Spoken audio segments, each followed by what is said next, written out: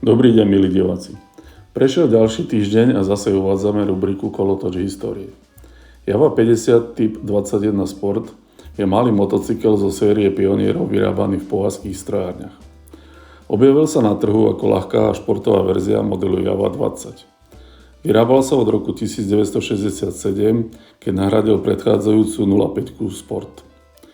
Väčšina bola exportovaná, takže občas bola podpultovou komoditou. Slovenskí dizajneri chceli osloviť aj mladých a predovšetkým športových nadšencov motorizmu. Java Typ 21 od svojho predchodcu sa líšil tým, že boli odstránené všetky prebytočné plechy. Odstránené boli reumoplechy, ktoré nahradili klasické opierky na nohy. Úzky prstný plech nahradil kryt sania a motora. Riadidlá boli širšie, s hrazdou a vybavené rýchlopálom plynu. Motocykel bol dodávaný so 16-palcovými pneumatikami a cestným dezénom alebo pre športové účely s terénnymi drapákmi.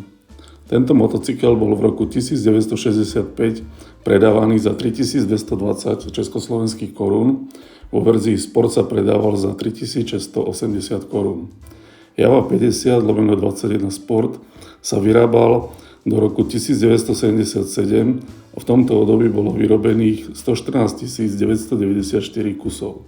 Motorku, ktorú málo kto mohol zohnať, najmä neskôr, keď sa motocykle dostali do rúk mladých jazdcov, 20-ky boli často amatérsky upravované podľa modelu 21. Preto existuje relatívne málo skutočne originálnych motocyklov Java 21 Sport.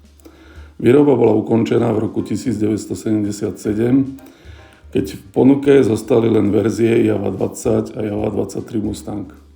Vážení diváci, ak sa vám naše video páčilo, sledujte nás aj naďalej a dajte nám like.